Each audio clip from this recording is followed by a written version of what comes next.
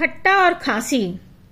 खट्टा खाने के शौकीन व्यक्ति को बैजी ने खांसी के अनेकों लाभ बताए। फिर भी वे व्यक्ति बैजी के चरणों में गिरकर रोकर खट्टा न खाने को क्यों तैयार हो गया। एक व्यक्ति बहुत धनवान था, परंतु उसे 12 महीने और 30 दिन खांसी रहती थी। अनेकों प्रकार के जैसे एलोपैथिक, होम्योपैथिक, आयुर्वेदिक इलाज करवाए, परंतु सभी लाइलाज रहे। खांसी बरकरार रही। उसकी खांसी ठीक न होने का प्रमुख कारण था उसका खट्टी चीजें खाने का शौक, जैसे खट्टा मठा, खट्टी दही, खट्टी चाट, खट्टी चटनी, खट्टी लस्सी, खट्टे खट्टे अचार आदि। क्या इस प्रकार की खट्टी चीजें खाने वाले व्यक्ति की खांसी कभी ठीक हो सकती है? सारा दिन खांसते खांसते परेशान रहता था, परंतु जीभ पर नियंत्रण नहीं कर पाता था। जब बहुत अधिक परेशान हो गया, तब एक बैजी के पास गया। बैजी से बोला, बैजी, मुझे बहुत दिनों से खांसी है, बहुत इलाज भी करवाया, परंतु ठीक नहीं होती है। क्या आप मेरा इलाज कर सकते हैं? बैजी उस शहर में काफी प्रसिद्ध थे। उनके पास जो भी इलाज के लिए आता, निराश होकर नहीं लौटता था। खांसी जैसी छोटी बीमारियों का इलाज तो उनके बाएं हाथ का खेल था। बैजी बोले, तुम बैठो, मैं अभी दवाई बनाकर लाता हूँ।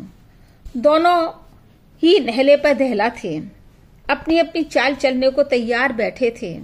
वह धनवान व्यक्ति यह जानता था कि बैजी दवाई देते समय मुझे कहेंगे कि बेटा खट्टा खाने से परहेज रखना, अन्यथा खांसी ठीक नहीं हो पाएगी।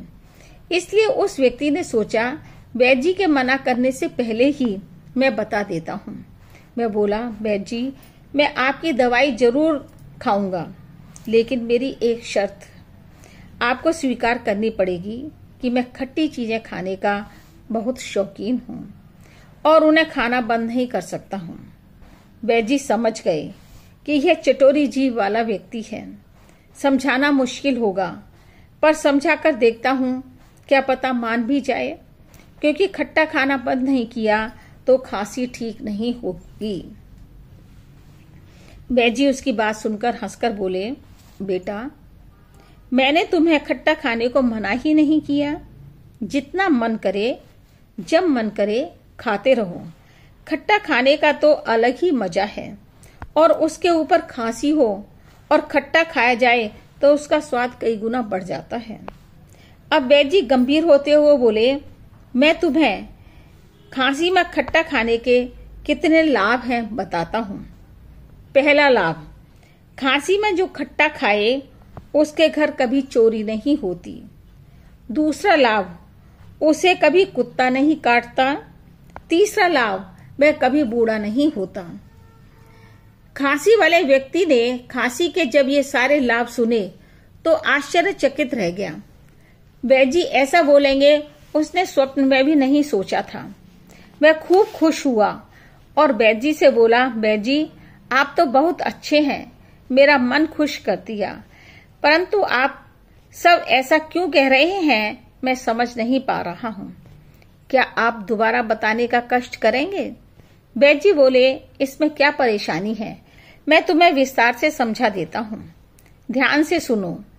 बैजी बोले, तुम्हें खांसी तो रहती है और खट्टा तुम्हें बहुत पसंद है, इसलिए तुम्हें कुत्ता खांसी होने में कम ही वक्त लगेगा, और कुत्ता खांसी होने पर जब तुम रात भर नहीं सोओगे तो तुम्हारे साथ साथ घर वाले भी नहीं सो पाएंगे, और जब घर के सभी सदस्य तुम्हारे साथ साथ पूरी रात जागेंगे तो चोर कैसे तुम्हारे घर आकर चोरी करेंगे, यानी चोरी होने का प्रश्न ही नहीं उठता है।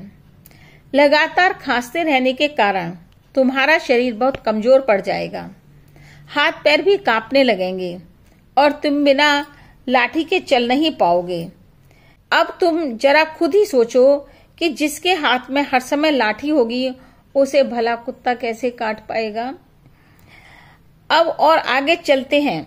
खांसते खांसते तुम्हारे फेफड़े बिल्कुल खत्म हो जाएंगे, कुछ भी खा नहीं पाओगे, शरीर में जान नहीं रहेगी, और धीरे धीरे करके तुम अपनी जवानी में ही भगवान को प्यारे हो जाओगे।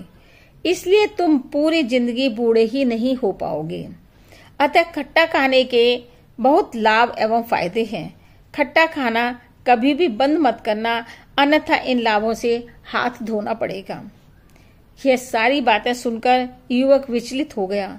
वैद्य ने उसको धीरज देते हुए प्यार से सिर पर हाथ फेरा और कहा, बेटे, कुछ दिनों के लिए खट्टा खाना बंद कर दो। जब तक खांसी पूरी तरह ठीक ना हो जाए तब तक पूरा परहेज रखना।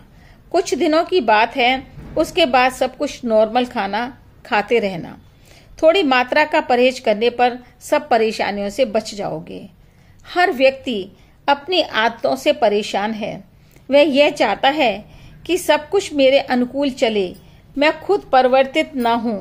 हम ये तो चाहते हैं कि भगवान हमारी प्रार्थना सुने, अपनी कृपा एवं आशीर्वाद बनाए रखें, परंतु अपने अहम वासनाओं एवं मोह के कारण उन्हें छोड़ने में मजबूर होते हैं।